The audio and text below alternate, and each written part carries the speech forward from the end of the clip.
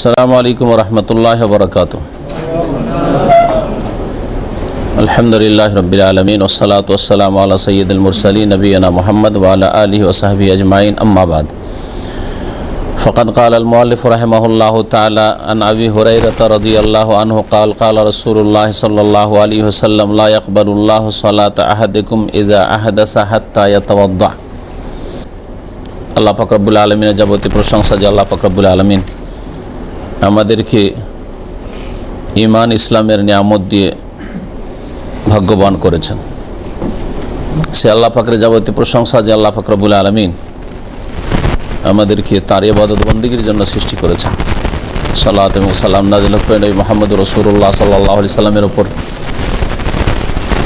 যার মাধ্যমে আল্লাহ পাক আমাদেরকে হেদায়েত দান করেছেন। আমাদের ধারাবাহিক ইসলামিক সেন্টার রাকাই আলোচনা শুরু হয়েছে উমদাতুল আহকাম নামক হাদিসের কিতাব থেকে। প্রথম হাদিসটির তরজমা এবং ব্যাখ্যা করেছিলাম। যে হাদিসের বিষয়বস্তু হচ্ছে নিয়ত। এই নিয়তের হাদিস অত্যন্ত গুরুত্বপূর্ণ হাদিস। এই হাদিসের গুরুত্বকে সামনে রেখে ইমাম বুখারী রহমতুল্লাহ আলাইহি হাদিসের সবচেয়ে বিশুদ্ধ কিতাব সহিহ বুখারী শুরু করেছেন এই হাদিস দিয়ে, ইন্নামাল আমালু বিন্নিয়াত। এই হাদিস দিয়ে যে কোনো কাজ কথা শুরু করার আগে নিয়ত ভালো হইতে হবে, তাহলে কাজে আপনার ফল ভালো হবে।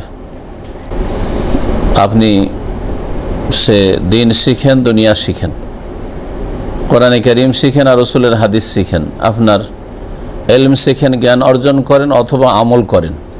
এলমের ক্ষেত্রে, আমলের ক্ষেত্রে,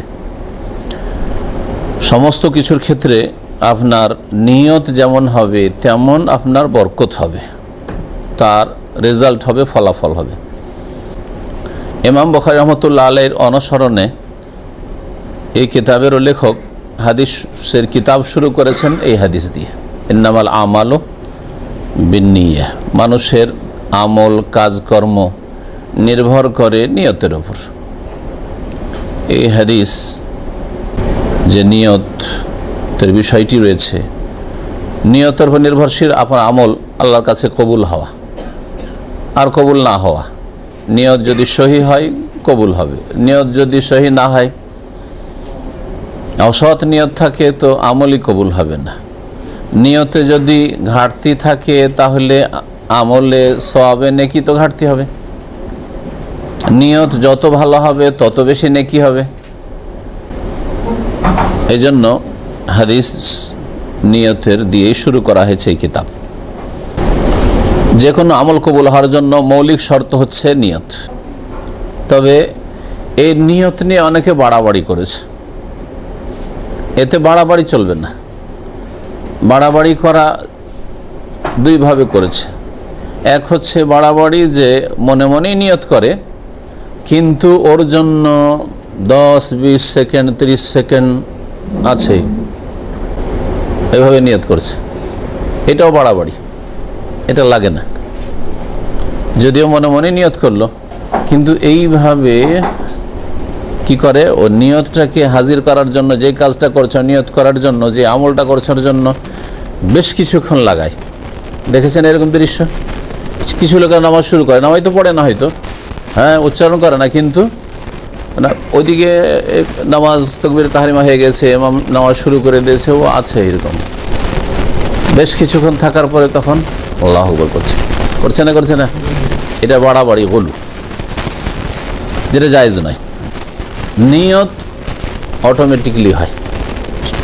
আর অন্তরে কোনো কাজের সংকল্প করার জন্য সময় লাগে না, সাথে সাথে আপনার অন্তরে সংকল্প হচ্ছে।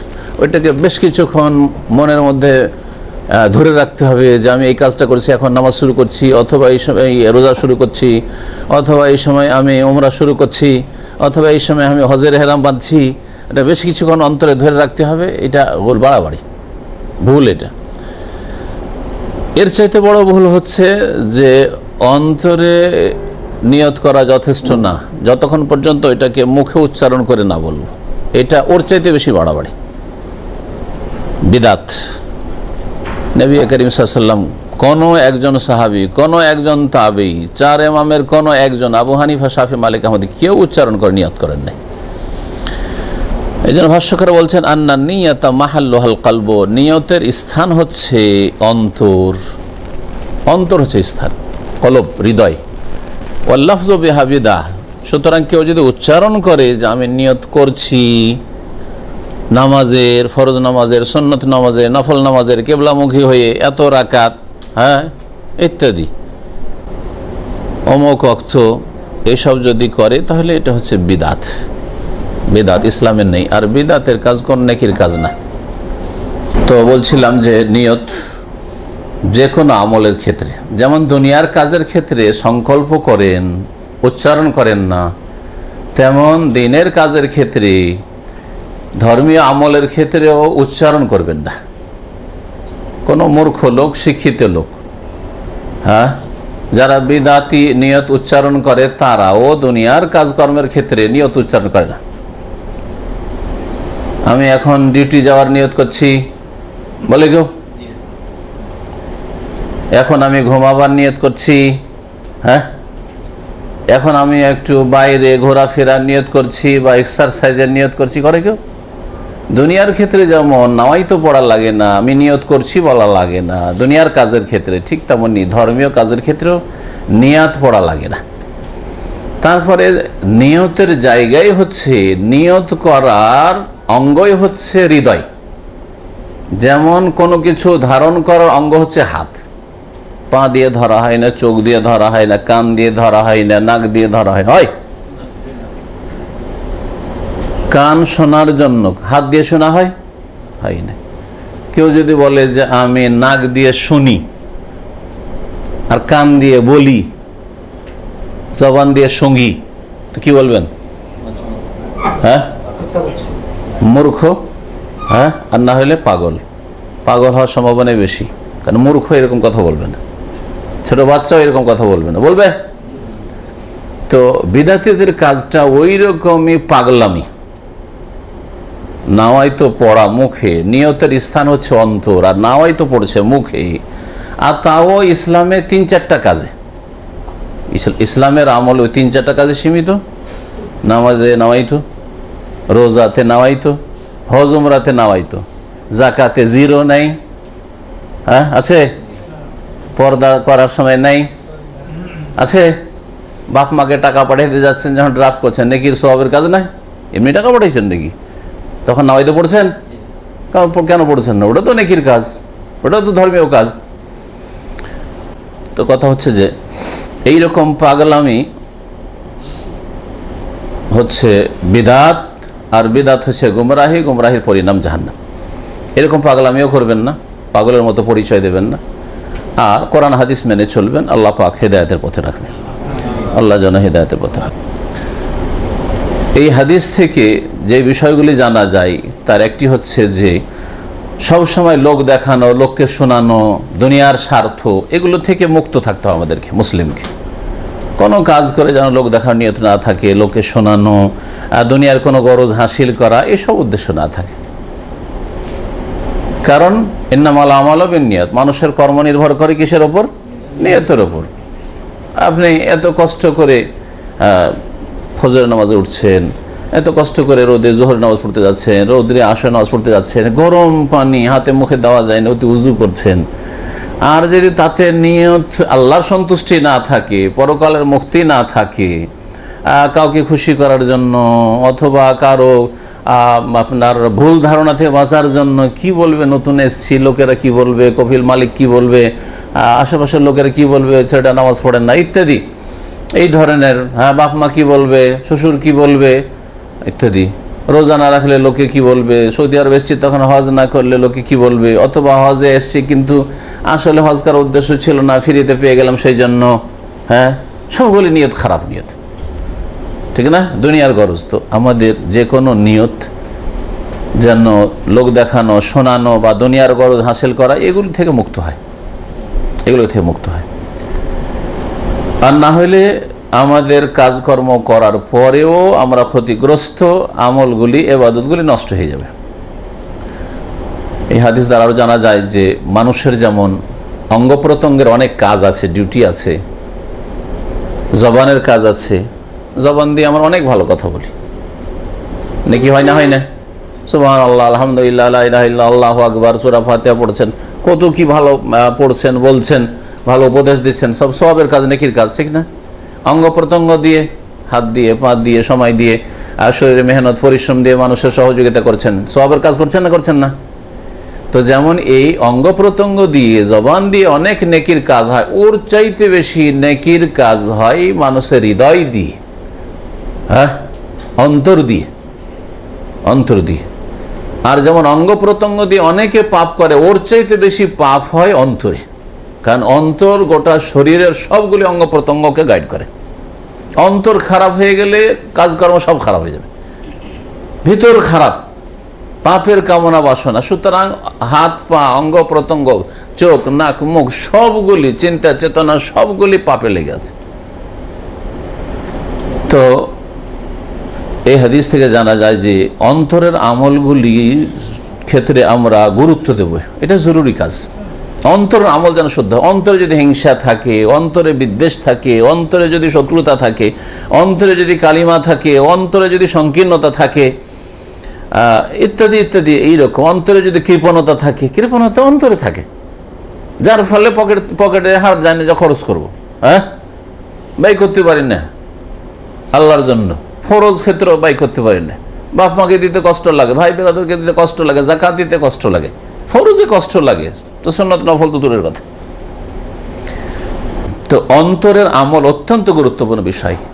আমালুল কুলুব, অন্তরে অনেক কাজ রয়েছে, এই বিষয়গুলোর উপর আলোচনা হওয়া উচিত, কারণ আলেম ওলামারা এই বিষয়গুলির আলোচনা খুব কমই করে থাকে। এরপর অনেক বই লেখা হয়েছে।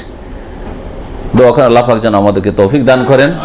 অন্তরের অনেক ভালো নেকির আমল রয়েছে, নেকির কাজ রয়েছে, সেগুলি আলোচনা করার প্রয়োজন রয়েছে। অন্তরে অনেক পাপ রয়েছে, সেগুলি থেকে সতর্ক করার প্রয়োজন রয়েছে। এই হাদিস থেকে জানা গেল যে যখন আপনি আল্লাহর দিন কোনো দেশে বা কোনো এলাকায় পালন করতে ঠিকভাবে পারবেন না, তখন সেই এলাকা থেকে, সেই দেশ থেকে অন্য দেশে, যেখানে বা অন্য এলাকায়, একই দেশে যেখানে ভালো করে ইসলাম পালন করতে পারবেন, সেখানে আপনি হিজরত করবেন। এটাও ফরজ। শুধু মক্কা থেকে মদিনা হিজরত করা ফরজ ছিল না, ওটা নবী সাল্লাল্লাহু আলাইহি ওয়াসাল্লামের জামানায় ফরজ ছিল, মক্কা থেকে মদিনা হিজরত করা মক্কা বিজয় পর্যন্ত। কিন্তু যদি এই অবস্থায়, মক্কায় যে অবস্থা ছিল যে মক্কাতে দিন ইসলাম পালন করতে কাফেররা রাসূলুল্লাহ সাল্লাল্লাহু আলাইহি ওয়াসাল্লাম সাহাবায়ে কেরামদেরকে দিত না, যার ফলে রাসূলুল্লাহ সাল্লাল্লাহু আলাইহি ওয়াসাল্লাম হিজরত করলেন, মক্কা থেকে মদিনা চলে আসলেন, আর সাহাবীরাও চলে এসেছেন, এবং আসা সেই সময় মদিনা ফরজ ছিল। এখনো যদি কারো পরিস্থিতি এরকম হয় যে আপনি ওখানে নামাজ আদায় করতে পারছেন না, শিরিক করতে বাধ্য করা হচ্ছে, বিদআত করতে বাধ্য করা হচ্ছে, আপনার হেজাব পর্দা করতে দিচ্ছে না, দিনের ফরজ ওয়াজিবগুলি আদায় করতে দিচ্ছেন না, হারাম করতে বাধ্য করছে, তাহলে জায়গা থেকে হিজরত করা ফরজ, আর কর্মক্ষেত্র থেকে হিজরত করা ফরজ, কাজ ছেড়ে দেওয়া ফরজ। অনেকে আছেন যে ভালো একটা ইনকাম সোর্স লেগে আছে, কিন্তু হারাম কাজ করতে বাধ্য। যারা পশ্চিমা দেশগুলিতে থাকে, ভালো একটা স্যালারি আছে, কিন্তু শরীর গোস্তের সেবা করতে হয়। শরীর গোস্ত যে সুপার মার্কেটে বিক্রি হয়, ওই সুপার মার্কেটের খেদমত করে, যার বিনিময়ে স্যালারি নেই। অথবা মদও বিক্রি হচ্ছে, হালালও বিক্রি হচ্ছে, হারামও বিক্রি হচ্ছে। আপনি উঠি হারামও দিচ্ছেন, হালালও দিচ্ছেন, অথবা ওখান থেকে যা ইনকামে আসে তার থেকে আপনাকে বেতন দেওয়া হচ্ছে। এইরকম জায়গা থেকে হিজরত করা, হিজরত মানে পরিত্যাগ করা, হিজরতের শাব্দিক অর্থ হচ্ছে আত্মার্ক, পরিত্যাগ করা। তো এইরকম কাজকর্ম, চাকরি, পেশা ছেড়ে দেওয়া ফরজ। যারা হারাম পেশাগুলিতে লেগে আছেন, ফিল্মের জগতে লেগে আছেন, হ্যাঁ, আর এইরকম বহু পাপের ক্ষেত্র রয়েছে, হারাম ব্যবসা, বিড়ির ব্যবসা, সিগারেটের ব্যবসা, হারাম উপার্জন, এগুলোতে লেগে আছেন। তো যদি আপনি ব্যবসা করেন, ব্যবসা ছেড়ে দেওয়া ফরজ, আর যদি আপনি চাকরি করেন, তো চাকরি থেকে হিজরত করা ফরজ, শুধু জায়গা থেকে হিজরত করা নাই। এই সবগুলি বিষয় এই হাদিস থেকে জানা যায়। কারণ আর এই হিজরত কার জন্য হইতে হবে? আপনি চাকরি কেন ছাড়ছেন? আল্লাহর জন্য। ফামান কানাত হিজরাতুহু ইলাল্লাহি ওয়া রাসূলিহি, আল্লাহর সন্তুষ্টির জন্য আর রাসূলের তরিকায় জীবনযাপনের জন্য। ফাহিজরাতুহু ইলাল্লাহি ওয়া রাসূলিহি, তাহলে আপনি আল্লাহ এবং রাসূলের উদ্দেশ্যে কেউ হিজরত করলে, পাপের কাজ ছেড়ে দিলে, পাপের স্থান ছেড়ে দিলে যে সওয়াব রয়েছে সেই সওয়াব আপনার জন্য রয়েছে। আর কেউ যদি দুনিয়ার গরজে ছাড়ে, সিগারেট খেতেন, একটি উদাহরণ দিই, কিন্তু সিগারেট কেন ছাড়লেন? ডাক্তার বলছে আপনাকে যে আপনার কিন্তু ক্যান্সারের মতো লক্ষণ দেখা যাচ্ছে, সাবধান, আপনি ছাড়েন, না হলে আপনার কোনো চিকিৎসা নেই। আমি এমন একজন লোককে চিনি যে তাড়ির মদ খেত। তাড়ি বুঝেন? তালের রস, হ্যাঁ, তালের রসের মদ খেত। ওইটাকে একটু টক করে তাড়াতাড়ি, ও খেজুরের রসের চাইতে বেশি তাড়াতাড়ি ওতে নেশা চলে আসে। তো একটা এলাকা এরকম ছিল, সেই এলাকা শিক্ষিত করেছি। তো ওর এত বদ অভ্যাস, 5 ওয়াক্ত নামাজও পড়তো, আজব কথা, নামাজ পড়তো আর রাত্রে খেয়ে দিয়ে শুয়ে যেত। এই নেশাওয়ালা তাড়ি। আলেম আলামাদের কথায় ইসলামে যে নেশা হারাম করা হয়েছে, মাদক দ্রব্য হারাম করা হয়েছে, ছাড়ে নাই, কিন্তু ডাক্তারের কাছে চিকিৎসায় গিয়েছে, জানতে পেরেছে ওই খাই, নেশা করে। বলছে যে আপনি আগে ছাড়েন, তারপরে চিকিৎসা করবেন, না হলে কোনো চিকিৎসা নেই। সেই দিন থেকেও ছেড়ে দিচ্ছে, চলে গেছে দুনিয়া থেকে লোক, আল্লাহ মাফ করে দেয়। কিন্তু চেনি তুই, এইরকম পৃথিবীতে অনেক লোক আছে, ঠিক না? আমি আরেক লোকের কথা জানি যে সিগারেট ছাড়বে না, বিয়ে করলো, বিয়ে করার পরে ওর স্ত্রী যেমন, ও একটু কাছে বসতে যায়, স্ত্রীর কাছে কাছে বসা, ওর সাথে বসতে হবে, শুইতে হবে, সব কিছুই, হ্যাঁ তাই না?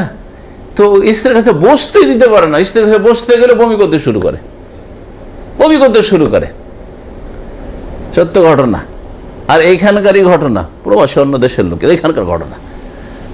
সেই লোক এখানে ছিল, স্ত্রী বললো যে তুমি যদি এই সিগারেট খাও, তোমার সাথে আমি থাকতে পারবো, তুমি দূরে থাকো, একটু তোমার কাছে আমি যেতে পারছি না। সেই জন্য সে সিগারেট ছেড়েছে। তো কিসের জন্য হিজরত করলো সিগারেট থেকে? ফামান কানাত হিজরত হলে দুনিয়া, দুনিয়ার গরজ, ইমরাতিন, বিবির জন্য, হ্যাঁ, যাতে বিবিটা টিকে, স্ত্রীটা টিকে। বুঝতে পারছেন? ফাহিজরাতহু ইলা মা হাজারা ইলাইহি, যে উদ্দেশ্যে সে সিগারেট ছাড়লো সেটাই পাবে, মানে বিবিটা টিকলো ওটা পাবে, কিন্তু সওয়াব পাবে, নেকি পাবেন আল্লাহর কাছে। কিন্তু আল্লাহর ভয়ে, পরকালে সন্তুষ্টির জন্য এই সিগারেট, তারপরে তামাক জাতীয় যত কিছু প্রোডাকশন রয়েছে সবগুলি হারাম। আল্লাহ হারাম করেছেন, তার রাসূল নোংরা খাবাইজকে হারাম করে, সেই জন্য আমি ছেড়ে দিলাম। যদি ছাড়তো তাহলে তার বিবিও টিকতো, আর আল্লাহ সন্তুষ্ট হইতে রাসূলের তরিকায় থাকতো। বুঝা গেছে? জি। তো এই হাদিস অত্যন্ত ব্যাপক, জীবনের প্রতিটি ক্ষেত্রে আপনার সংশোধন আসবে যদি এই ইন্নামাল আমাল বিন্নিয়াত, মানুষের কাজ কর্ম সব কিছু নির্ভর করে নিয়তের উপর, নির্ভর করে নিয়তের উপর। লোক দেখানো কাজ করতে গিয়ে মানুষ 2 ভাগে বিভক্ত। যদি কোনো একটা কাজ ফুল করেছেন পুরোপুরি কিসের জন্য? লোক দেখানোর জন্য, তাহলে বড় শিরক, আর ওতে আপনি কিছুই পাবেন না, একটিও নেকি পাবেন না। বড় শিরক করে মুশরিক হইলেন আর আপনি কিছুই পাবেন না। আর একটা স্তর হচ্ছে যে আমলটা, কাজটা আল্লাহর জন্যই করছিলেন, ইসলাম পালন করব, আল্লাহর জন্য কাজটা করব, এই উদ্দেশ্যেই করছিলেন, কিন্তু মাঝখানে ওতে লোক দেখানো একটা ভাগ চলে এসছে, একটা অংশ এইদিকে চলে গেছে। এইরকম যদি হয়ে যায়, তার মানে নামাজ আপনি পড়তেন, নামাজের উদাহরণ দিই, নামাজ একটা আমল, গুরুত্বপূর্ণ আমল। এই ক্ষেত্রে 2 রকম মানুষ আছে। এক লোক আছে নামাজ মোটেই পড়তো না, কিন্তু যখন দেখলো যে বেশ কিছু লোক আমার সামনে এখন নামাজটা না পড়লে চলবে না, পড়তে হবে, এদেরকে সন্তুষ্ট করার জন্য, এদের মন জয় করার জন্য, বা এদের তিরস্কার থেকে বাঁচার জন্য, বা এদের খারাপ ধারণা থেকে বাঁচার জন্য ইত্যাদি, বা এদের অনিষ্ট থেকে বাঁচার জন্য, যাই বলেন আপনি, তাহলে বড় শিরক করলো কিছুই পাবে না, নেকি কিছুই পাবে না। বড় শিরক করলো, গোনা ছাড়া নেকি একটা পাবে না। আর আরেক লোক আছে নামাজ ঠিকই পড়ছে, কিন্তু কেউ যদি না থাকতো, তার নামাজে মন লাগে না, তাড়াতাড়ি করেন কোনো রকম 4 রাকাত জোহর সারতে হবে, সেরে দিল। যদি একা একা নামাজ পড়ে ওইরকম সুন্নত করলে তাড়াতাড়ি ধাই ধাই করে সেরে দিল। কিন্তু যদি দেখে যে সবাই লোকজন আছে এখন মসজিদে, বা বিশেষ লোক আছে, হ্যাঁ, যে আমার নামাজটা দেখছে, ফলো করছে, যে কেমন নামাজ পড়ে দেখি, তখন নামাজের কোয়ালিটি খুব সুন্দর, লম্বা রুকু, লম্বা সিজদা, হ্যাঁ, সুন্দর করে নামাজ পড়লো, বুঝছেন? তো এইরকম যদি হয়, তাহলে আসল নামাজটা তার আল্লাহর জন্য, সেজন্য নেকি তো পাবে, কিন্তু নেকি কি হবে? কমে যাবে। এই জন্য আমি একটু আগে একটা কথা বলেছি যে নিয়ত যদি পুরোপুরি খারাপ হয় তাহলে আমল পুরোটাই খারাপ। নিয়তে যদি ঘাটতি থাকে তাহলে কি হবে? আমলের ফলে মানে নেকিতে কি হবে? ঘাটতি হবে। মনের মধ্যে অনেক সময় শয়তান ঢুকে পড়ে এই রোগের চিকিৎসায়, কারণ এটা ভালো মানুষদের মধ্যে হয়ে যেতে পারে। একটা ভালো কাজ করছেন, তাহাজ্জুদ পড়ছেন ধরেন, আর কাউকে দেখানো ইচ্ছে ছিল না, আর হঠাৎ করে আপনার বাইরে এসে নামাজ পড়ছেন অথবা পড়ছেন আর সবাই ঘুমিয়ে আছে, হঠাৎ করে একজন জেগে গেল, আপনার সম্পর্কে জেনে নিল, লোকটা তাহাজ্জুদ পড়ে, জেনে নিল। ওই সময় কিন্তু শয়তান ঢোকার চেষ্টা করবে যে তোর একটা সুনাম এদের সামনে হবে, এদের কাছে হবে, আরো 5 জনের সাথে আলোচনা করবে যে তুই তাহাজ্জুদ গুজার, এইরকম একটা কিছু ঢুকে যেতে পারে। হয় না এরকম হয়। ওই সময় এটা একটা শয়তানের এন্ট্রেন্স, এখান থেকে শয়তান ঢুকে। যখনই শয়তান ঢুকবে সাথে সাথে দরজাটাকে বন্ধ করে দেন, আপনি ওটাকে অন্তর থেকে দূর করে দেন। এই যে লোক দেখানো নিয়তটা চলে এসেছিল বা একটা খুশির নিয়ত চলে এসেছিল যে লোকজন আমার সুনাম করবে, যে কোনো ক্ষেত্রে একটা দান করছেন, আপনি ফকিরকে টাকাটা তখন দেখেছেন কেউ নাই, কিন্তু হঠাৎ করে দেখছেন যে আরে লোক তো আমাকে দেখে নিল, মনটা একটা খুশি ভাব যে লোকে দেখলো সুনাম করবে। এটা শয়তানের রাস্তা। যখনই শয়তান এরকম চান্স নেবে তখন আপনার দুটো অবস্থা। এটা যদি কন্টিনিউ করেন যে না, মনের মধ্যে এটা সবসময় চলে আসছে যে লোকে জানুক বা জানলো ভালো হইল, তারপরে আমার সুনাম হবে সমাজে, জনপ্রিয়তা বাড়বে, হ্যাঁ ইত্যাদি, এইরকম যদি হয় তাহলে আপনার নেকি নষ্ট হবে। কারণ গুনাহটা কি হলো, আপনার স্থায়ী হতে লাগলো অন্তরে, কিন্তু আসার সাথে সাথে সেটাকে যদি ওখানেই স্থগিত করে দেন, শেষ করে দেন, আর রাখলেন না অন্তরে, সাথে সাথে অন্তর থেকে বের করে দিলেন, তাহলে আর আপনি গুনাহগার হবেন না। এইরকম স্বাভাবিক হইতে পারে। যেমন এইরকম অন্য যে কোনো পাপের ক্ষেত্রে, একটা মহিলা হঠাৎ করে সামনে চেহারা পড়লো, খুব সুন্দরী, হ্যাঁ দেখে খুব ভালো লাগলো, মনটাই জাগলো যদি মেয়েটার সাথে একটু কথা বলতে পেতাম, কার কে, অথবা বিয়ে শাদী করেনি, হয়তো বিয়ের প্রস্তাব দিতাম, এরকম কথা কিছু আসলো। আসার পরে সাথে সাথে অন্তর থেকে বের করে দিলেন, ওর কথা ওর পেছনে আর পড়লেন না, তাহলে মুক্ত, পাপ মুক্ত আপনি। কারণ একজন যুবক বা একটা যুবতী স্মার্ট ছেলেকে দেখলো এরকম, সে স্বাভাবিক হবে, সাথে সাথে অন্তর থেকে বের করে দিল, তাহলে গুনাহগার হবে না। কিন্তু যদি ওই কথাটাকে অন্তরে ধরে রাখেন, সকালবেলা আজকে দেখেছেন একটা সুন্দরী মেয়ে, এখন পর্যন্ত বারবার করে কথাটা ঘুরছে যে আরে ও মেয়েটার নম্বরটা নিলাম না, বা মেয়েটার সাথে একটু কথা বললাম না, কোথাকার কোন ডিস্ট্রিক্টের একটু জেনে নিতাম তো ভালো হইতো, কোন মহল্লায় থাকে ইত্যাদি কথাগুলি বারবার ঘুরছে, সারাদিন ধরে বারবার ঘুরছে। ঘুরে না অনেকের ঘুরে হয় এরকম। যদি এরকম হয়তো গুনাহগার। ভুল করে একটা কল এসছে, মহিলাদের কল, এটা হয় মহিলাদের কল এসছে, স্বাভাবিক মহিলার একটা কণ্ঠ যখন আপনার আসলো, মনের মধ্যে তো একটা এলো যে আমাকে কোন মহিলা কল করলো, হলো না, যদি একটু দেখতাম কি আছে একবার, তারপর অন্তর থেকে বের করে দিলেন, তো গুনাহ মুক্ত হয়ে গেলেন।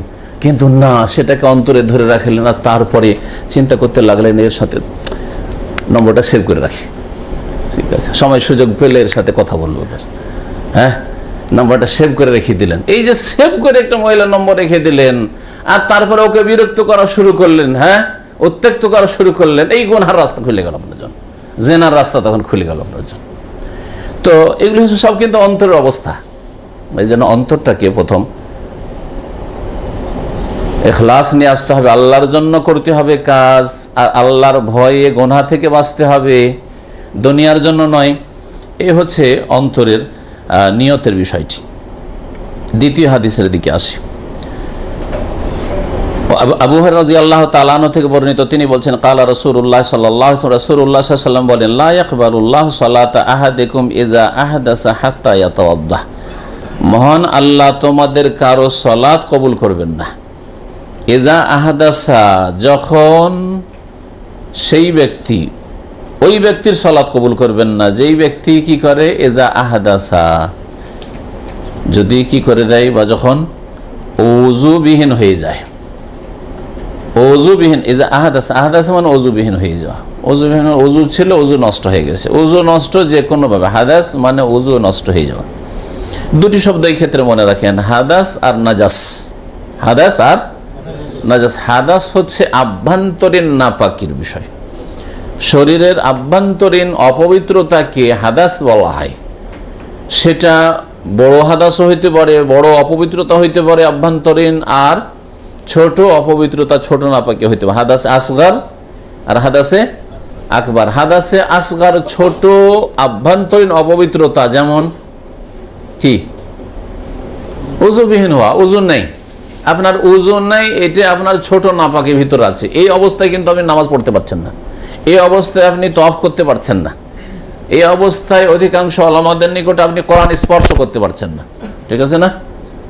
এটা হচ্ছে আপনার ছোট নাপাকি, শরীরের ভিতরের। কিন্তু উপরে কোনো জায়গায় লেগে আছে পেশাব পায়খানা বা নাপাকি লেগে আছে কি না? লেগে নেই কিছু, এই জন্য বলে আভ্যন্তরীণ নাপাকি এটা। আরেকটি হচ্ছে হাদাস আকবর, বড় নাপাকি। গোটা শরীরে কোনো জায়গায় কিছু লেগে নেই, তারপর বড় নাপাক হয়ে আছেন। এটা আবার কি? এটা আবার কি? গোসল ফরজ থাকা। কোন পুরুষ বা নারীর উপর যদি গোসল আবশ্যক হয়ে থাকে, ফরজ হয়ে থাকে, এটাকে কি বলে? হাদাসে আকবর। গোটা শরীরে কিছু লেগে নেই, কিন্তু শরীর পরিষ্কার পরিচ্ছন্ন আছে, কোনো জায়গায় না মাজি না মানি না কিছু লেগে নেই, কিছু লেগে নেই, কোনো নাপাক জিনিস লেগে নেই, পেশাব পায়খানা কিছুই নেই, তারপরে বলছে গোসল ফরজে আছে। তো এটা কোন ধরনের নাপাকি? এটাকে নাজাস বলেন। এটা কি বলে? হাদাস। কোন হাদাস? বড় হাদাস, বড় আভ্যন্তরীণ অপবিত্রতা, ভিতরের অপবিত্রতা। আল্লাহ রাব্বুল আলামিনের বিধানে আপনি নাপাক হয়ে আছেন, হ্যাঁ, আপনার শরীরটা নাপাক হয়ে আছে, কারণ আপনার গোসল ফরজে আছে, স্বপ্নদোষ হওয়ার কারণে, অথবা স্বামী স্ত্রী সহবাসের কারণে, অথবা মহিলাদের মাসিক ঋতু থেকে এখন পাক হয়েছে, মাসিক ঋতু বন্ধ হয়েছে কিন্তু গোসল করেনি, সুতরাং এখনও নামাজ পড়ার যোগ্য হয়নি। বাচ্চা ভূমিষ্ঠ হওয়ার পরে যে ব্লিডিং হয়, এখন রক্ত বন্ধ হয়েছে কিন্তু এখনও গোসল করেনি। হাদাসের অবস্থা, বড় নাপাকির অবস্থায় রয়েছে, শরীরে কোনো জায়গায় কিছু লেগে নেই কিন্তু নাপাক হয়ে রয়েছে। তাহলে হাদাসটা বুঝলেন। নাজাসটা কি জিনিস? নাজাস মানে নাপাক বস্তু, হ্যাঁ, নাপাক বস্তু, নাপাক কিছু লেগে থাকা। শরীরে যদি আপনার কোনো জায়গায় রক্ত লেগে আছে, অথবা কি, হ্যাঁ, পেশাব লেগে আছে, পায়খানা লেগে আছে, তারপরে এমন জীবজন্তুর পায়খানা বা পেশাব যেগুলি খাওয়া হারাম, হ্যাঁ, বোঝা গেছে, কুকুরের, বিড়ালের পায়খানা সাপ লেগে আছে ইত্যাদি, এটা হচ্ছে কি নাজাস, নাপাক বস্তু। তো না, শরীর নামাজের জন্য শরীর নাজাসাত থেকে পাক হইতে হবে, আর যেই জায়গায় নামাজ পড়বেন সেই জায়গাটুকু নাজাসাত থেকে, হ্যাঁ, নাপাক বস্তু থেকে পাক হইতে হবে। আর যেই কাপড়গুলিতে সালাত আদায় করবেন, নামাজ পড়বেন, সেই কাপড়গুলিও নাজাসাত নাপাক বস্তু থেকে পাক হইতে হবে।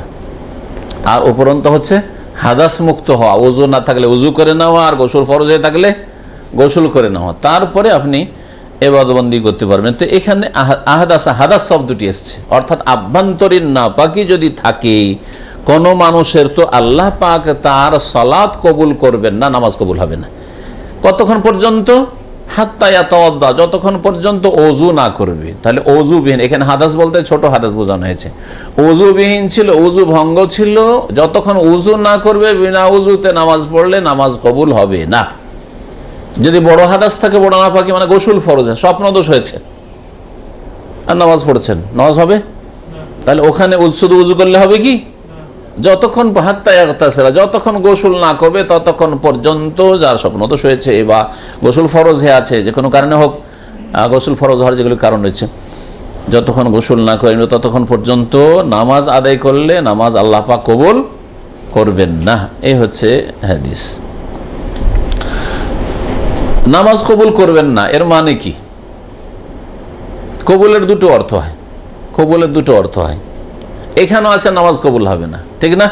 আমি উদাহরণ দিই তাহলে বুঝবেন। আর আরেক হাদিস আছে, যেই ব্যক্তি গণককে হাত দেখাবে, গণকের কাছে গেল, লাম তুকবাল্লাহু সালাতু আরবাঈনা ইয়াওমান, তার 40 দিনের নামাজ কবুল হয় না। আছে না এই হাদিস? যে ব্যক্তি মদ পান করবে তার তার ক্ষেত্রে হাদিস আছে, জানা আছে? নেই? কারো জানা নেই? হ্যাঁ, 40 দিনের নামাজ কবুল হয় না। তারও 40 দিনের নামাজ কবুল হয় না।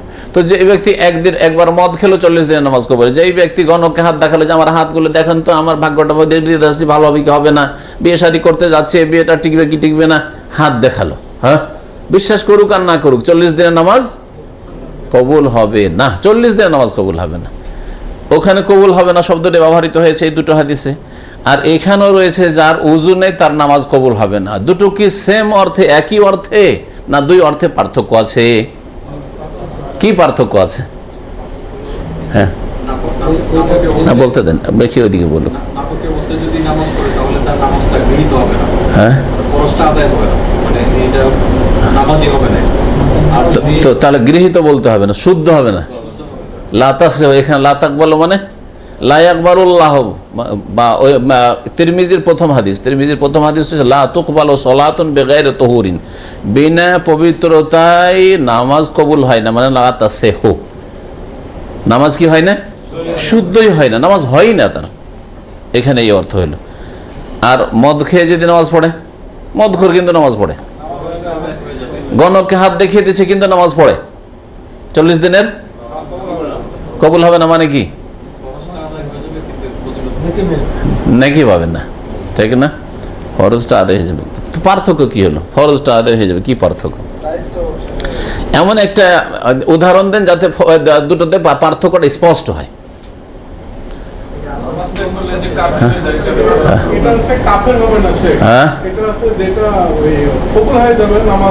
ওই মদখোরটা কাফের হবে না, বা গণকে হাত দেখালো কিন্তু বিশ্বাস করলো না, নামাজ তো কবুল হবে না, মানে নামাজ হবে না, কিন্তু কি হবে? হ্যাঁ, নামাজ গৃহীত হবে না। এখানে বলবেন নামাজ কি হবে না? কবুল হবে না, আল্লাহর কাছে গ্রহণযোগ্য নয়, নামাজের সওয়াব পাবে না, আল্লাহর কাছে নামাজ গৃহীত হবে না। তো ঠিক আছে, কাফের হবে না, একটা জিনিস চললো। আর একটা পার্থক্য দেখান যেখানে আরো স্পষ্ট হবে। আচ্ছা, নামাজ কবুল যখন না হয় তখন ওই লোকটাকে আমরা বলবো কি বলবো না যে আপনার নামাজ কাজা করেন?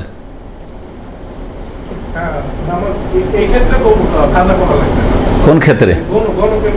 গণকের কাছে একটা লোক হাত দেখিয়ে দিয়েছে, 40 দিনের নামাজ কবুল হয় না, তো 40 দিন তো নামাজ পড়লে কবুল হলো না, তাহলে কি করবে এখন? ওকে কি বলবো যে আবার ডবল করে 40 দিনের নামাজ পড়ো? বলবো না।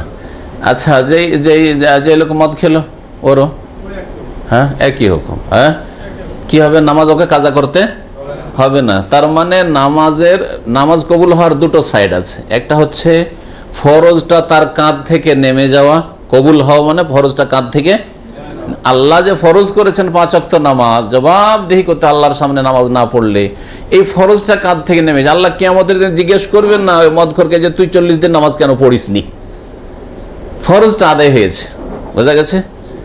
কিন্তু নামাজ পড়ার উপরে যে আল্লাহ পাক অশেষ পুরস্কার রেখেছেন, সেই নেকি পুরস্কার থেকে বঞ্চিত, জিরো, কিছুই নেকি পাবে না। 40 দিনের কিছুই নেকি হয়নি তার নামাজের। এবার বুঝেছেন? উজুর ক্ষেত্রে আসেন, উজুর ক্ষেত্রে কি অর্থ? বিনা উজুতে নামাজ পড়েছে 40 দিন, হ্যাঁ, 40 দিন ধরে যদি বিনা উজুতে নামাজ পড়ে তাহলে কি হবে? হ্যাঁ হ্যাঁ, সে হচ্ছে এখানে আসেন, নামাজ শুদ্ধ হয়নি, বললেন নামাজ শুদ্ধ হয়নি, তার মানে ওই লোককে কি বলবো? যাক, তোমার ফরজটা আদায় হয়ে গেছে, তবে নেকি পাওনি নাকি? হ্যাঁ, কি বলবো? তোমাকে যেই নামাজগুলি বিনা উজুতে পড়েছো বা গোসল ফরজ হয়েছিল তারপরে গোসল না করে নামাজ পড়েছো, ওই নামাজগুলি কি করো? কাজা করো। এই নামাজগুলি শুদ্ধই হয়নি। তাহলে কেউ যদি ফজর নামাজ পড়ে নিয়ে থাকে, ফজর নামাজ পড়ে নিয়ে থাকে কিসে? বিনা উজুতে, তাহলে কি বলবো ওকে? যে ফজর নামাজ জানো তুমি পড়োনি, আবার পড়ো, ঠিক আছে? স্বপ্ন দোষ হয়েছে, ও খেয়াল করতে পারেনি, স্বপ্ন তো ভুলেই গেছে যে স্বপ্ন দোষ হয়েছে, ও খেয়ালেই নেই, পরে দেখছে আরে কাপড়েতে কিছু লেগে আছে, ফজর নামাজ পড়ার পর দিনে ডিউটিতে গিয়ে দেখছে যে আমার তো প্যান্টে কিছু লেগে আছে, তার মানে স্বপ্ন দোষ হয়েছে। এখন একে কি বলবো? হ্যাঁ, এই নামাজ ফজরের কি করতে হবে? গোসল করে পরে কাজা করতে হবে, গোসল করে পরে কাজা করতে, কারণ নামাজ এর শুদ্ধ হয়নি, পক্ষান্তরে ওই দুটো ওখানে নামাজের ফরজটা আদায় হয়ে গেছে, সুতরাং কাজা করা লাগবে না। জি, এই জন্য এখানে লা ইয়াকবালু মানে লা তাসিহু, নামাজ সহি হয়নি। এই হাদিস থেকে যে মশলাগুলি জানতে পারলাম, একটি হচ্ছে যে বিনা উজুতে বা গোসল ফরজ হয়ে থাকলে নামাজ শুদ্ধই হবে না যতক্ষণ পর্যন্ত ছোট নাপাকি বড় নাপাকি থেকে পবিত্র না হবে। এই হাদিস দ্বারা আরও জানতে পারলাম যে যদি বায়ু নির্গত হয়, বিশেষ করে হাদাস বলা হয়েছে পেশাব বা পায়খানার রাস্তা দিয়ে কোনো কিছু নির্গত হওয়াকে, তো এই সংজ্ঞা অনেকে করেছেন। তো এটা হচ্ছে কি অজু ভঙ্গকারী বিষয়। পেশাবের রাস্তা দিয়ে যদি কিছু বেরোয়, সে পেশাব বেরোক অথবা রক্ত বেরোক, অথবা বায়ুপথ দিয়ে কিছু বেরোক, সে পায়খানায় বেরোক অথবা অন্য কিছু বেরোক, তাতে কি হয়ে যাবে? উজু নষ্ট হয়ে যাবে, নামাজ বাতিল হয়ে যাবে, নামাজের অবস্থায় থাকলেও নামাজ বাতিল হয়ে যাবে। এই হাদিস থেকে আরও জানা যায় যে পবিত্রতা নামাজের জন্য যেগুলি শর্ত রয়েছে তার অন্যতম শর্ত। পবিত্রতা নামাজের কি শর্ত? নামাজের সাথে সম্পর্কিত একটি বিষয় হচ্ছে নামাজের শর্ত, সালাতের শর্ত, আর একটি হচ্ছে সালাতের রুকুন, রুকুনগুলিও ফরজ, আর একটি হচ্ছে সালাতের ওয়াজিব, আর আরেকটি হচ্ছে সালাতের সুন্নাত। এগুলি মনে রাখবেন। গত যে ছোট্ট একটি কিতাবেরই দর্শ হয়েছে দরুস মুহিম্মার, কিন্তু তাতে বিস্তারিত সবগুলি আলোচনা হয়েছে। যারা ওতে ছিলেন আশা করি তাদের জন্য নতুন কিছু নাই, না নতুন শর্তগুলি। শর্ত আর রুকুনে কি পার্থক্য? নামাজের পূর্বে যেগুলি পুরা করার লাগে তারপরে নামাজ শুরু করতে হয়, সেগুলি হচ্ছে শর্ত। নামাজ যেই বা যে কোনো আমল শুরু করার আগে যেগুলি পুরা করতে হয় সেগুলি হচ্ছে শর্ত। আর আগে ওগুলো পুরো না করলে ওই ইবাদতটা হবেই না, সে নামাজের ক্ষেত্রে হোক অথবা রোজার ক্ষেত্রে হোক অথবা যাকাতের ক্ষেত্রে ইত্যাদি।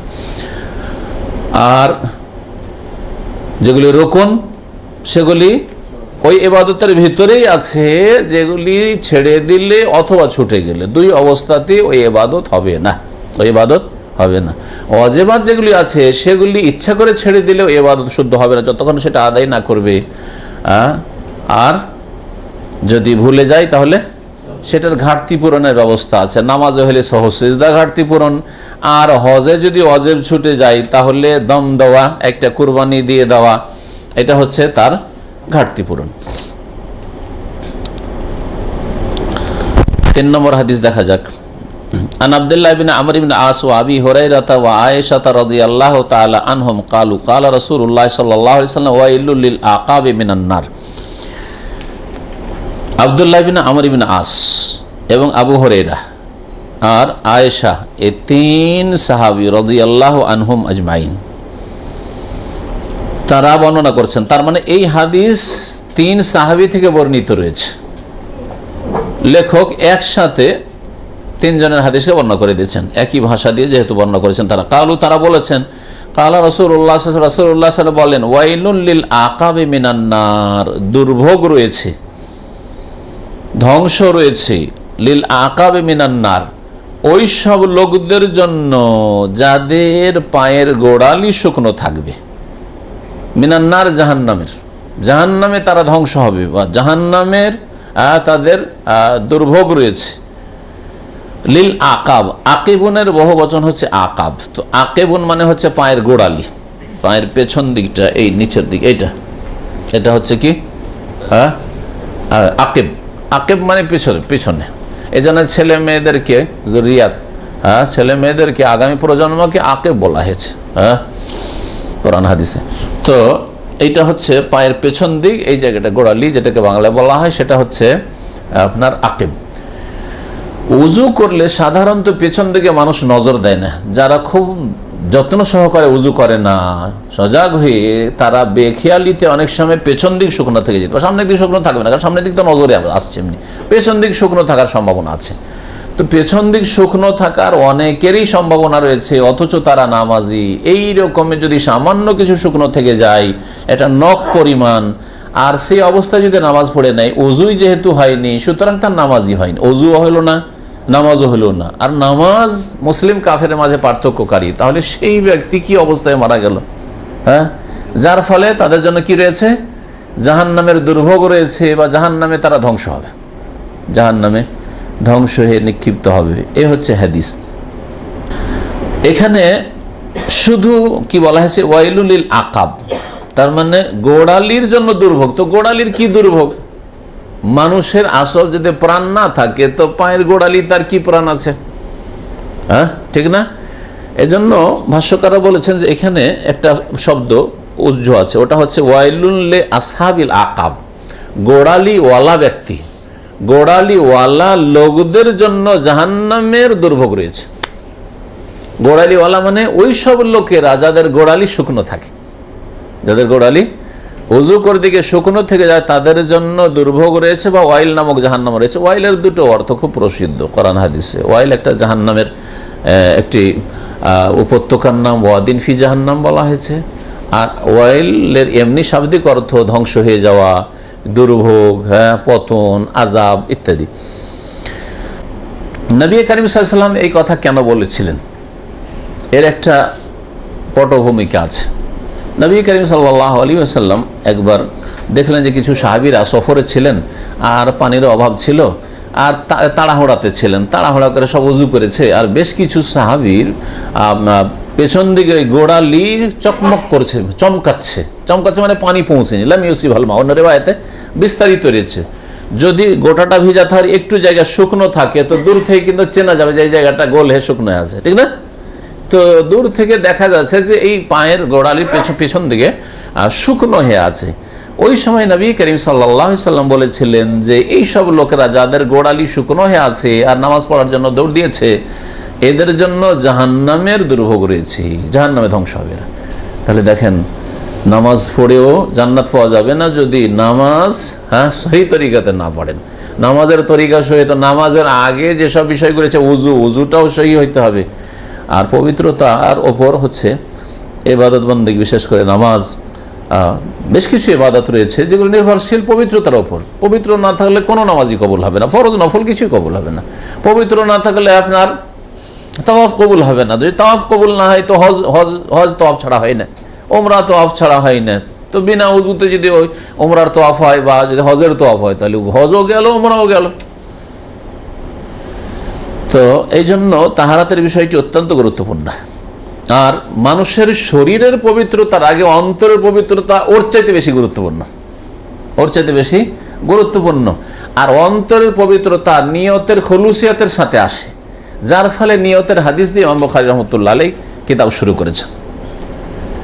অন্যান্য যারা মুহাদ্দিসরা আছে ওদের কিতাবগুলি পড়ে দেখেন, আবু দাউদ পড়ে দেখেন বা নাসাই পড়ে দেখেন, কিতাবুত তাহারাত দিয়ে শুরু করা হয়েছে, পবিত্রতার অধ্যায় দিয়ে, মানে শরীরের পবিত্রতা, উজু, গোসল, তায়াম্মুম, এগুলো দিয়ে তারা কিতাব শুরু করেছেন। এটা হচ্ছে শরীরের পবিত্রতা। তো বাহ্যিক পবিত্রতার চাইতে বেশি গুরুত্ব হচ্ছে মনের ভিতরের পবিত্রতা। কারণ ভিতরে যদি শিরকের নাফাকি থাকে, দুর্গা ঢুকে থাকে, দরগা ঢুকে থাকে, তো উজু কেন? পানিতে ডুবে থাকলেও লাভ নেই। হ্যাঁ, পানিতে ডুব দিয়ে একেবারে যদি আপনার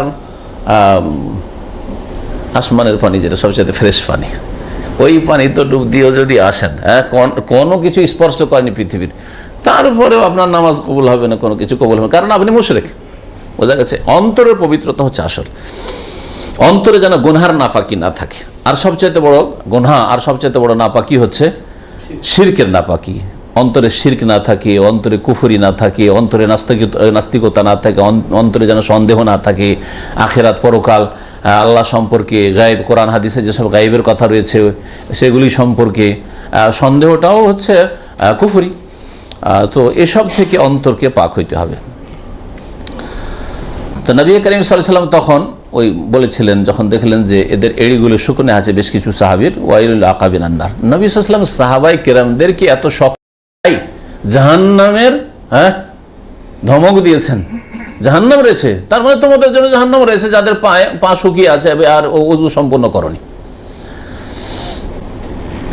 এক সাহাবীকে নবী করিম সাল্লাল্লাহু আলাইহি ওয়াসাল্লাম দেখেছিলেন এক সময় যে তার গোড়ালি শুকিয়ে আছে, গোড়ালিতে পানি পৌঁছেনি। তখন নবী সাল্লাল্লাহু আলাইহি ওয়াসাল্লাম বলেছেন যে যাও পুনরায় উযু করে আসো, ফাইদিল উযুয়া, পুনরায় কি করো? উযু করে আসো। যে পুনরায় উযু করতে বললেন, এই কথা বললেন না, কিন্তু চিন্তা করতে পারেন এখানে যে এই কথা বললেন না যে ওই জায়গাটুকু যে শুকিয়ে আছে ওই জায়গাটি ধুয়ে নাও শুধু, এ কথা বললেন, আবার উজু কর। আবার কি করলেন? উজু করতে বললেন নবী করিম সাল্লাল্লাহু আলাইহি সাল্লাম। এটা যে উজুর যে ফরজগুলি 6টি রয়েছে তার দলিল। তরতিব, হ্যাঁ, পরস্পরতা বজায় রাখা, হ্যাঁ, পর্যায়ক্রমতা, তরতিব, সিরিয়ালিটি বজায় রাখা, তারপরে পরস্পরতা, মাঝখানে গ্যাপ না হয়ে যায়, গ্যাপ না হয়, এর দলিল হচ্ছে এই হাদিসটি। আবার শুরু থেকে উজু করে আসবে, একটা না উজু করে, কারণ এখানে মাঝখানে বিরতি হয়ে গেছে, বেশ কিছু বিরতি হয়ে গেছে। এই হাদিস থেকে বোঝা যায় যে উজুর অঙ্গগুলি সম্পর্কে যত্নবান হবেন। আপনি তাড়াহুড়া করে উজু করলেন, হয়তো এদিকে পানি ঠেকলো না, শুকনো সাধারণত এগুলোতে থাকে অথবা পায়ের গোড়ারিতে থাকে, এইসব জায়গাগুলি সম্পর্কে বিশেষ করে আপনাকে সজাগ হইতে হবে। অনেকের উজু করলেন কিন্তু আপনার এই যে আপনার কানের নিচের এই জায়গাটুকু আছে যে দাড়ির এই পাশে, হ্যাঁ, এই জায়গাগুলো শুকনো থেকে যায়, এগুলো ধোয়ার জায়গা, গোটাটা ধুইতে হবে, এই জায়গাটুকু ধুইতে হবে আপনাকে। তবে দাড়ি সম্পর্কে অত বাড়াবাড়ি না, যে বাড়াবাড়িটা আমাদের দেশের লোকেরা করে। হ্যাঁ, দাড়ি যদি ঘন থাকে তাহলে খেলাল করে নেওয়া যথেষ্ট। আর দাড়ির জড়ে জড়ে পানি পৌঁছাতে হবে, এটা শরীয়তে কোনো জরুরি জিনিস নাই, শুধু খেলাল করে নয় যথেষ্ট। পাতলা দাড়ি, এবার হালকা পাতলা দাড়ি থাকে তাহলে আপনি পানি পৌঁছাবেন ভিতরে, আর যদি ঘন দাড়ি থাকে তাহলে খেলাল করে নেওয়া যথেষ্ট। আর ভিতরে একবারে বারবার করে বেশি বেশি করে পানি দিয়ে ঝাঁকানি দিতে হবে, আর কচলাইতে হবে, ঘষা দিতে হবে, এসব নেই, এসবও বাড়াবাড়ি। যেখানে আল্লাহ সহজ করেছেন সেটা সহজ। ওজুর ক্ষেত্রে যদি কেউ এরকম ত্রুটি রেখে দেয় তাহলে তার জন্য কঠোর শাস্তির কথা এই হাদিসে বর্ণিত হয়েছে। পায়ের ক্ষেত্রে আমরা স্পষ্ট জানতে পারলাম যে পায়ের মাসা যথেষ্ট না, মোজা যদি থাকে তো মাসায় যথেষ্ট, কিন্তু বিনা মোজাতে খালি পায়ে থাকলে পা ধোয়া ফরজ। পা ধোয়া কি ফরজ। যদি মাসার অবকাশ থাকতো তাহলে নবী করিম সাল্লাল্লাহু আলাইহি ওয়াসাল্লাম ওই সাহাবীদের যাদের পায়ের গোড়ালিতে পিছনে একটু জায়গায় নখের সমান জায়গায় শুকনো ছিল, তাতে কেন জাহান্নামের শাস্তির কথা বলবেন? এই ক্ষেত্রে আহলে সুন্নাত ওয়াল জামাত, হানাফি, শাফিঈ, মালিকি, হাম্বলি, আহলে হাদিস, মুহাদ্দিসিন সবাই একমত যে পা ধোয়া ফরজ উযুতে। একমাত্র শিয়া রাফিজিদের কাছে পা ধোয়া ফরজ নয়, পায়ের মাসা রয়েছে। এই গুমরাহি তাদের মধ্যে রয়েছে। নবী করিম সাল্লাল্লাহু আলাইহি ওয়াসাল্লাম আমল, সাহাবায়ে কেরামদের আমলে জীবনে কোনো সাহাবী খালি পায়ের মাসা করেননি। সুতরাং এরা নবী সাল্লাল্লাহু আলাইহি ওয়াসাল্লামের এবং সাহাবায়ে কেরামদের আদর্শ থেকে দূরে সরে পথভ্রষ্ট হয়েছে। 4 নম্বর হাদিস, আন আবি হুরায়রা আন্না রাসূলুল্লাহ সাল্লাল্লাহু আলাইহি ওয়াসাল্লাম قال اذا توضأ احدكم فليجعل في انفه ماء ثم ليستنثر ومن استجمر فليوتر واذا استيقظ احدكم من نومه فليغسل يديه قبل ان يدخلها في الاناء ثلاثا فان احدكم لا يدري اين باتت يده وفي لفظ لمسلم فليستنشق بمنخريه من الماء وفي لفظ من توضأ فليستنشق। বলছেন আবু হুরায়রা রাদিয়াল্লাহু তাআলা আনহু যে রাসূলুল্লাহ সাল্লাল্লাহু আলাইহি ওয়াসাল্লাম বলেন, ইযা তাওয়াদ্দা আহাদুকুম, তোমাদের কেউ যখন ওযু করবে তখন ফালিয়াজআল ফি আনফিহি মাআন, নাকে যেন অবশ্যই পানি দেয়। তাহলে ওযু করার সময় কি করবেন? কুলি করার পরে নাকে পানি অবশ্যই দেবেন। নবী সাল্লাল্লাহু আলাইহি ওয়াসাল্লাম কি করেছেন? নির্দেশ দিয়েছেন। এই জন্য নাকে পানি দেওয়ার ক্ষেত্রে ইখতিলাফ রয়েছে, এটি সুন্নাতে মুআক্কাদা না ওয়াজিব। তবে ওয়াজিবটাই গবেষক ওলামাদের কাছে বেশি ঠিক, নাকে পানি দেওয়া ওয়াজিব। সুম্মালি ইস্তানসির, আর তারপরে যেন ঝেড়ে ফেলে। তাহলে নাকে পানি টানা, ইস্তিনশাক মানে টানা, আর ইস্তিনসার মানে ঝেড়ে ফেলা। নাকে পানি দিয়ে আবার ঝেড়ে ফেলতে হবে। কিন্তু এই ক্ষেত্রে ওযুর ক্ষেত্রে বেশ কিছু বাড়াবাড়ি রয়েছে। এই ক্ষেত্রে নাকে আঙুল ঢুকিয়ে আবার এই করে, এগুলো বাড়াবাড়ি, আবার এগুলো মূর্খামি। ওমান ইস্তাজমারা ফালিউতির, আর কেউ যদি ঢিলা কুলুক ব্যবহার করে, পেশাব পায়খানা পরিষ্কার করার ক্ষেত্রে ঢিলা ব্যবহার করে। ইস্তাজমারা শব্দটি জামারা থেকে, জামারাত মানে পাথর। আর নবী সাল্লাল্লাহু আলাইহি ওয়াসাল্লামের জামানা আরব দেশে তো ঢেলা নেই, মাটি আছে কি পাথর, তো পাথর ব্যবহার করা হয়তো। এই জন্য ইস্তিজমার মানে পাথর ব্যবহার করা, আর ইস্তিনজা মানে পানি ব্যবহার করা। শুনে রাখেন দুটো আরবি শব্দ, হ্যাঁ, আমাদের দেশের লোকেরা বুঝেন না। আমি একটু ইস্তিনজা করতে যাচ্ছি, পেশাব করাকে ইস্তিনজা বলে, পেশাব করাটা ইস্তিনজা নয় আসলে, বলে না। ইস্তিনজা মানে তালাবুন নাজওয়া, হ্যাঁ, নির্জনতায় যাওয়া, তারপরে ও পানি ব্যবহার করার ক্ষেত্রে এটা ব্যবহার হয়। আর ইস্তিজমার জামারা থেকে এর মানে হচ্ছে পাথর ব্যবহার করা।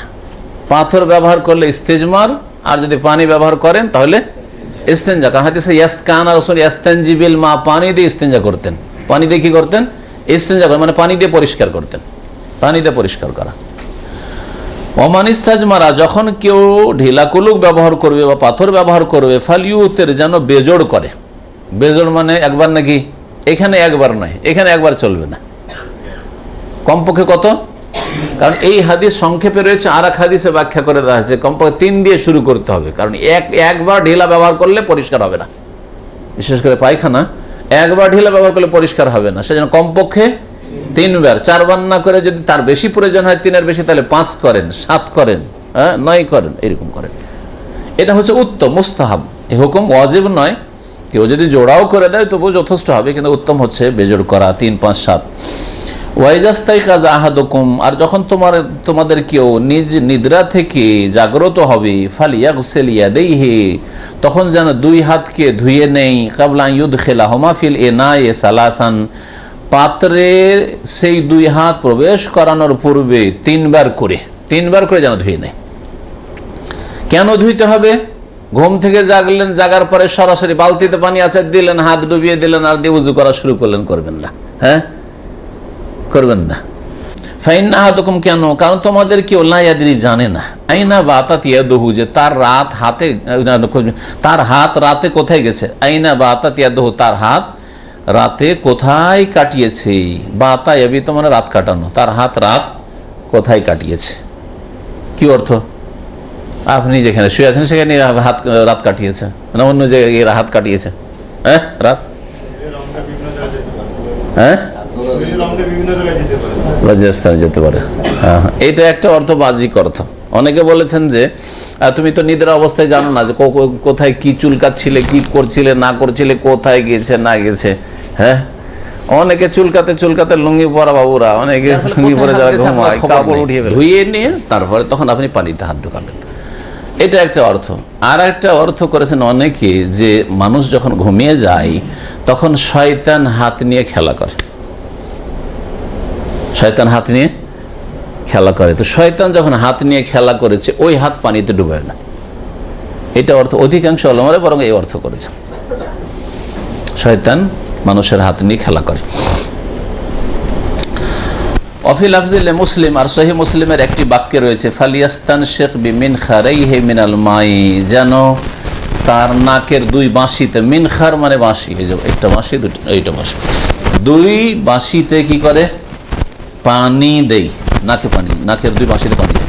অফিল আফজিন, আর আরেকটি বাক্যে রয়েছে, মান তাওয়াদ্দা, যে ব্যক্তি ওযু করবে, ফালিয়াস্তানশিক, সে যেন নাকে পানি টানে, নাকে পানি নেই বা নাকে পানি টানে। তাহলে বোঝা গেল যে ইস্তিনশাক, নাকে পানি টানা, নবী করিম সাল্লাল্লাহু আলাইহি সাল্লাম কি করেছেন?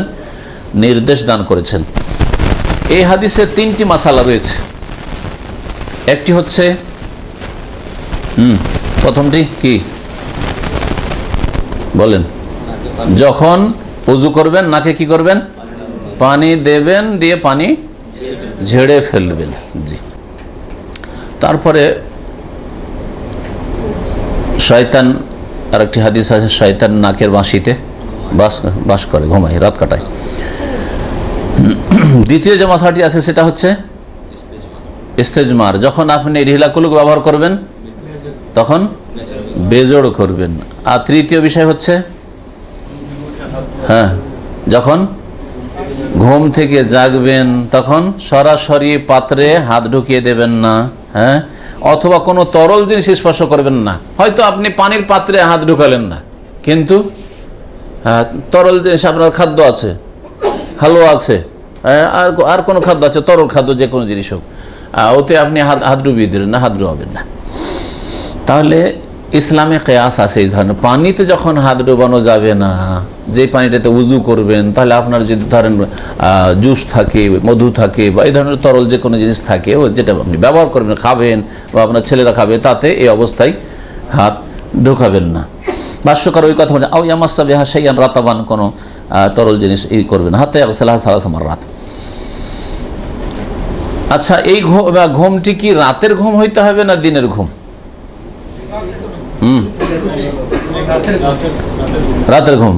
আর দিনে যদি ঘুমাই দুপুরবেলা ঘুমিয়েছেন আর আসরে উঠলেন, এখন সরাসরি বালতিতে পানি আছে, পানি কাত করে, বালতি ভরা 20 লিটার পানি আছে, কাত করে উযু করা সম্ভব? আর নেবেন তো ছোট কোনো লোটা ঘটি নাই, তো কি করবেন এখন? হ্যাঁ, ডুবিয়ে দিবেন? ডুবাবেন না। রাতের ঘুম হইলে তো একমত সবাই, হ্যাঁ, দিনের ঘুমের ক্ষেত্রে দ্বিমত রয়েছে। ভাষ্যকার বলছেন ইখতিলাফ আল উলামা ফি নওম আল্লাযী ইউশরাউ বা'দাহু গাসলুল ইয়াদ, কোন ঘুমের পরে হাত ধুইতে হবে? বলছেন যে ইমাম শাফি আর অধিকাংশ ওলামা বলছেন যে ইলা আন্নাহু বা'দা কুল্লি নওমিন, রাতের ঘুম হোক আর দিনের ঘুম হোক। অধিকাংশ ওলামাদের নিকটে রাত দিনের ঘুম সমান, কারণ নবী সাল্লাল্লাহু আলাইহি ওয়াসাল্লাম এখানে বলেননি যে রাতের ঘুম, বলেছেন যে ইজাস্তাইকাযা আহাদুকুম মিন নওমিহি, ঘুম থেকে যখন নিদ্রা থেকে জাগবে, দিনের নিদ্রা হোক অথবা রাতের হোক। ইমাম আহমদ এবং ইমাম দাউদ জাহিরি শুধু বলেছেন রাতের ঘুম, তারা বলছেন রাতের ঘুম, কারণ রাতের ঘুম তাদের যুক্তি হলো রাতের ঘুম লম্বা হয়, দীর্ঘ হয়, পক্ষান্তরে দিনের ঘুম 1 ঘন্টা 2 ঘন্টার হয়। আর তারপরে আর একটি শব্দ থেকে তারা দলিল পেশ, ফাইন্না আহাদাকুম লা ইয়াদরি, তোমাদের কেউ জানেন আইনা বাতাত ইয়াদুহু, তার হাত কোথায় রাত কাটিয়েছে। রাত কাটানোর কথা বলে বাতা বলা হয়েছে, তো শব্দ থেকে তারা দলিল পেশ করেছে। এই জন্য বিষয়টিতে ইখতিলাফ রয়েছে। সতর্কতা, অধিক সতর্কতা হচ্ছে দিনে হোক আর রাতে হোক আপনি হাতটা ধুয়ে নেওয়ার চেষ্টা করবেন, একটু কাত করে হাতটা ধুয়ে নেন, আর ধুয়ে নেওয়ার পরে তারপরে ডুবিয়ে দিন, সমস্যা না। জি, 3 বার ওইভাবে কষ্ট করে ধুয়ে নিয়ে তারপরে আপনি হাত ডুবান, এটাই হচ্ছে আল্লাহু আ'লাম। আচ্ছা, এই দোয়াটি ওয়াজিব না মুস্তাহাব? অধিকাংশ ওলামাদের নিকটে সরাসরি হাত না দিয়ে প্রথম ধুয়ে নেবেন 3 বার, এটি হচ্ছে মুস্তাহাব হুকুম। জি, আর ইমাম আহমদের প্রসিদ্ধ মতে এই হুকুম হচ্ছে ওয়াজিব, তবে অধিকাংশ ওলামারা এটাকে মুস্তাহাবি বলেছেন। এই হাদিস থেকে যে বিষয়গুলি জানা যায় তার একটি হচ্ছে যে নাকে পানি দেওয়া আর নাক ঝেড়ে পরিষ্কার করা, এটা হচ্ছে ওয়াজিব। এই বিষয়ে ইখতিলাফ রয়েছে। এই হাদিস থেকে আরও জানা গেল যে নাকটা চেহারারই অন্তর্ভুক্ত, কারণ আল্লাহ কোরআনে কারিমে চেহারা মুখমণ্ডল ধৌত করতে বলেছেন, ফাগসিলু ওজুহাকুম, মুখমণ্ডল ধৌত করতে বলেছেন। নাকের কথা তো বলেননি, কোথাও কোরআনে নাকের কথা আছে? কিন্তু নবী করিম সাল্লাল্লাহু আলাইহি সাল্লাম নাককে পানি দিতে এবং নাক পরিষ্কার করতে বলেছেন। তো নাকটা কিন্তু মুখমণ্ডলেরই একটা অংশ, হ্যাঁ, মুখমণ্ডলের একটা অংশ, সুতরাং ওই আয়াতেরই অন্তর্ভুক্ত জানো। আর এই হাদিস থেকে আরও জানা গেল যে যখন আপনি পাথর ব্যবহার করবেন ঢেলা কুলুক, তখন বেজোড় করবেন, যে বিষয়টি স্পষ্ট, সেটা 3-এর ওপরে হইতে হবে। একটি মাসলা আরও জানা যায়, আচ্ছা, পানি দিয়ে যদি পেশাব পায়খানা পরিষ্কার করা যায় তাহলে তো পুরোপুরি পরিষ্কার হলো, ঠিক না? কিন্তু ঢিলা দিয়ে বা পাথর দিয়ে পরিষ্কার করলে পুরোপুরি পরিষ্কার হবে? ঠিক আছে, নাপাকি কিছু লেগে থাকবে না হয়তো, কিন্তু ওই জায়গাটুকুতে নাপাকি যে লেগেছিল ঘষা দিয়ে সাফ করা হয়েছে, ওই জায়গাটি ঘষা দেওয়ার পর কিছুক্ষণ পর যদি ঘেমে উঠে, তো সামান্যতম কিছু তার লক্ষণ আসার থাকবে না? সামান্য গন্ধে হোক অথবা সামান্যই কিছু হতে একটা আঠা আঠা ভাব হোক, থাকবে না? তাহলে বোঝা গেল যে ইসলামে এই ক্ষেত্রে ছাড় দেওয়া হয়েছে, কারণ সম্ভব না ঢিলা দিয়ে অথবা পাথর দিয়ে পানির মতো করে সাফ করে নেবে, এটা অসম্ভব কথা, অসম্ভব। পানি দিয়ে যেভাবে পরিষ্কার করে নেবে ঢিলা দিয়ে সম্ভব না। পানি দিয়ে যেমন নাপাকিটা দূর হয়ে যাবে, তেমন তার গন্ধ পর্যন্ত দূর হয়ে যাবে, কিন্তু সেটা হয়তো পাথর দিয়ে ঢিলা দিয়ে সম্ভব নয়। তো ঢিলা বা পাথর কুলুক ব্যবহার করা এটা পানির বিকল্প, এই দুটোকে একত্রিত করতে হবে, এই মর্মে সহি একটিও হাদিস নেই, শুনে রাখেন ভালো করে। সুতরাং যারা এইরকম বাড়াবাড়ি করেন, বাথরুমে গেলে হ্যাঁ ঢিলাও নিয়ে যান আর পানিও আছে, এটা বাড়াবাড়ি। ঢিলা যদি না থাকে, যেমন সৌদি আরবে ঢিলা পায় না, তখন টিস্যু দিয়ে বাথরুমকে ভর্তি করে রাখে, টিস্যু ছাড়া যাবে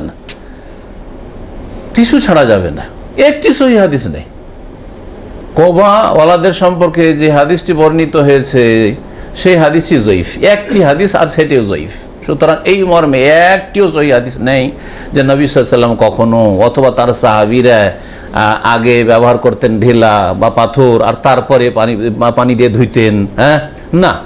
যখন পানি পেতেন ঢিলা ব্যবহার করতে, পাথর ব্যবহার করতেন না। যখন পানি নেই বা পানির স্বল্পতা আছে তখন তারা ঢিলা পাথর ব্যবহার করতেন।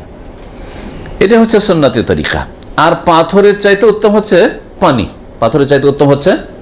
পানি, কারণ পানির বিকল্প পাথর, পানি যখন না থাকবে তখন আপনি পাথর ব্যবহার করবেন বা ঢিলা কুলুক ব্যবহার করবেন। তারপরে অতিরিক্ত এই কুলুক নিয়ে আবার দাঁড়িয়ে থাকা অথবা হাঁটা 40 কদম অথবা কাশি দেওয়া, এ সবগুলি বিদাতি কাজ এবং অভদ্রতা। বিদাতি কাজ আর অভদ্রতা, ইসলাম এর থেকে মুক্ত, ইসলামে এইসব নেই। আর এগুলি দেখে কাফেররা হাসে, মুসলিম বিদাতিদের এইসব দৃশ্য দেখে হিন্দুরা হাসে, হিন্দুরা হাসে। সুতরাং যেটা ইসলামে নেই আর খামাকে ইসলামকে বদনাম করছেন আপনারা। ইসলামে নেই অথচ একটা হিন্দু বলে দেখো দেখো ইসলাম ভদ্রতাই শিখায়নি, লজ্জা স্থানে হাত দিয়ে হাঁটে এরা। ইসলামই তো শিখায়নি, তো ইসলামকে কেন বদনাম করছো? তোমরা বদনাম হও, তোমরা বিদাত করে বদনাম হও, তো ইসলামের উপর কেন দোষ চাপছে? যার ফলে এসব থেকে তওবা করেন আর এসব বিদাতি কাজ বাদ দেন। তারপরে এই হাদিস আরও প্রমাণ করে যে যদি গভীর ঘুম হয় তাহলে তাতে উজু নষ্ট হয়ে যায়। সুতরাং যদি আপনাকে ইবাদতবন্দি করতে হয় তাহলে উজু করতে হবে। গভীর ঘুম হইলে, গভীর ঘুম কিছু জানতে পারছেন না তখন, যদি হালকা হালকা ঝিমান তাতে উজু নষ্ট হয় না। হালকা ঝিমাচ্ছেন বসে হোক অথবা শুয়ে, হয়তো হালকা চোখ বন্ধ হয়েছে, তাতে উজু নষ্ট হয় না। ঘুম, আচ্ছা কেউ যদি ঘুমিয়ে যায় তাতে কি নিশ্চিত যে তার বায়ু নির্গত হয়েছে? একটা লোক ঘুমিয়েছে তার মানে কি ওর বায়ু সরেছে নাকি? না। তাহলে ঘুমিয়ে যাওয়াকে উযু ভঙ্গকারী কেন ধরা হলো? হ্যাঁ, সম্ভাবনা খুব বেশি, তারপর আমার জানা নেই, সুতরাং ধরে নিলাম যে উযু নষ্ট হয়েছে আমার। না, জরুরি না। একটা লোকের যদি গ্যাস না থাকে, সারা রাত ঘুমিয়ে আছে, হইতে পারে যে তার উযু নষ্ট হয়নি, মানে তার বায়ু সরেনি। হ্যাঁ, কিন্তু এটাকে ধরে নিতে, গভীর যখন ঘুম হয়ে গেছে কিছুক্ষণ, তার মানে ধরে নিতে হবে যে কিছু হোক এটাকে উযু ভঙ্গকারী একটি বিষয় ধরে নিতে হবে, এতে কোনো দ্বিমত নেই। এই জন্য নবী সাল্লাল্লাহু আলাইহি ওয়াসাল্লামের সাহাবায়ে কেরামরা, নবী সাল্লাল্লাহু আলাইহি ওয়াসাল্লাম আসতে মাঝে মাঝে এশার নামাজে দেরি করতেন, আর বসে বসে ঝিমাইতেন, ঝুঁকে পড়ে যেতেন ঝিমাইতে, আর তারপর উযু করতে তারা যেতেন না, ওই অবস্থায় নামাজ পড়ে। তাহলে বোঝা গেল যে এরকম যদি ঝিমানো হয়, তন্দ্রা হয়, হালকা ঘুম হয়, গভীরভাবে হুঁশ নেই যে আশেপাশে কি হচ্ছে, কে কি কথা বলছে, এইরকম যদি হয়ে যায় তাহলে ধরে নিতে হবে যে উযু ভঙ্গ হয়েছে। হালকা ঘুমে উযু ভঙ্গ হয় না, বা হালকা তন্দ্রায়। আচ্ছা, এই হাদিসে আরো কি নিষেধ করা হয়েছে? ঘুম থেকে উঠে সরাসরি হাত ডুবিয়ে দিও না পানিতে, নিষেধ করা হয়েছে কিনা? কেউ যদি ডুবিয়েই দেয়, হাত ডুবিয়ে দেয়, তাহলে সে হারাম কাজ করলো না অপছন্দনীয় কাজ করলো? এই বিষয়ে দ্বিমত রয়েছে, রয়েছে। তবে এটা অপছন্দনীয় কাজ, হারাম কাজ না, আল্লাহু আলাম।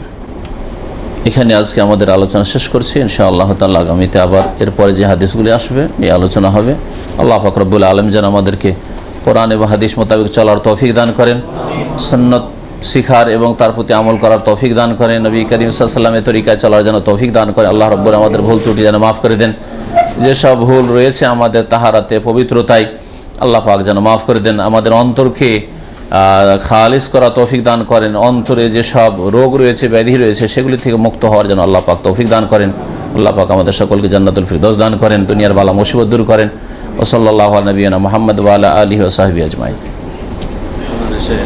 ঢাকায় নটরডেম কলেজ, সেটা মনোগ্রামের মধ্যে স্পষ্ট খ্রিস্টান ধর্মের ক্রুশ। হ্যাঁ হ্যাঁ, করেন, সমস্যা নেই। এই সমস্ত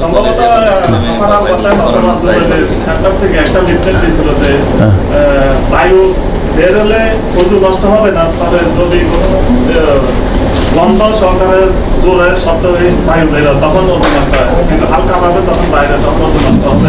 বায়ু বের হলে উযু নষ্ট হবে না? ভুল, আপনি ভুল বুঝেছেন, হইতেই পারেন। এটা আপনি নিয়ে আসেন, লিফলেট নিয়ে আসবেন। ভুল বুঝেছেন। বাংলাদেশে এটা কি খুলেছে? Notre Dame college. হ্যাঁ, নটরডেম কলেজের যে মনোগ্রাম লোগো আছে, লোগোতে হ্যাঁ খ্রিস্টানদের ক্রুশ, সলির পূজারী মুশরিক সব যারা এটা করেছে তারা সলির পূজারী সব। হ্যাঁ, এইসব কলেজে আপনারা পড়াবেন না? আলহামদুলিল্লাহ, মুসলিম দেশ। হ্যাঁ, খ্রিস্টানরা চালাচ্ছে। তো এখানে মুসলিমদের পড়াবেন না? মুসলিম আলহামদুলিল্লাহ প্রতিষ্ঠান আছে, সেখানে পড়ান। সহশিক্ষাতে পড়ানো জায়েজ নয় কোনো মুসলিমের জন্য।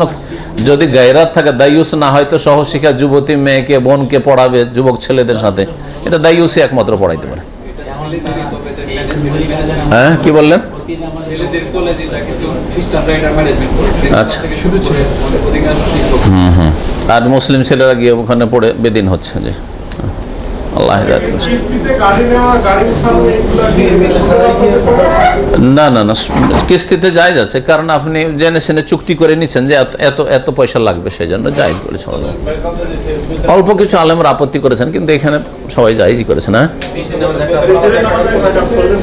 হ্যাঁ হ্যাঁ, চলে। বেতন নামাজ এক রাকাতের বহু হাদিস আছে, চলবে কেন, কোনো সন্দেহ নেই। নবী সাল্লাল্লাহু আলাইহি ওয়াসাল্লাম এক করে পড়েছেন, আওতারা বিওয়াহিদা। হ্যাঁ, আঙ্গুল ভিজা ভুল না, নাকে এইভাবে পানি দেবেন।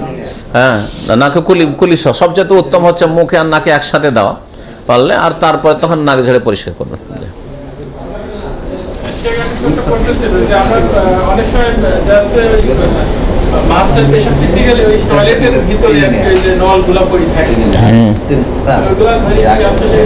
টয়লেটের ভিতরে মানে যেখান দিয়ে পায়খানা নামছে ওখানে পড়ে থাকে? না না, ওপরে ওপরে ওপরে পড়ে, ওই সব জায়গায় পানি বইছে, তো আর কি ধরে নিতে পারে। নামাজ পড়তে বলছি না, কিন্তু ওখানে কি আছে, নিরুপায় তো ওখানে। আর ওই সব জায়গাতে তো আর পেশাব পড়ে না, আর পেশাব থাকলে তো ধোয়া যায়, নলটা ধোয়া যায় না। আপনার গায়ে পেশাব লাগলে ধুয়ে পাক করা যায়, নলটা পাক করা যায় না। হ্যাঁ,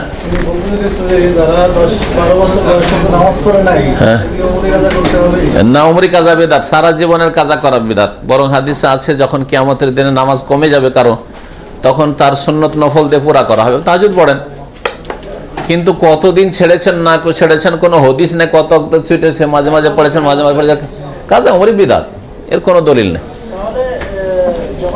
প্রথম কথা, নামাজ ত্যাগকারী যদি কাফের হয়, তো সে কুফর অবস্থায় ছিল যেদিন থেকে নামাজ শুরু করেছে, মুসলমান হয়েছে, ব্যাস। আর ও তো নবী কি আবু বকর উমরকে বলেছিলেন যে কুফরের অবস্থায় মেলা নামাজ তোমাদের ছুটেছে, সাবালক অবস্থায়, তো পড়ো এখন না।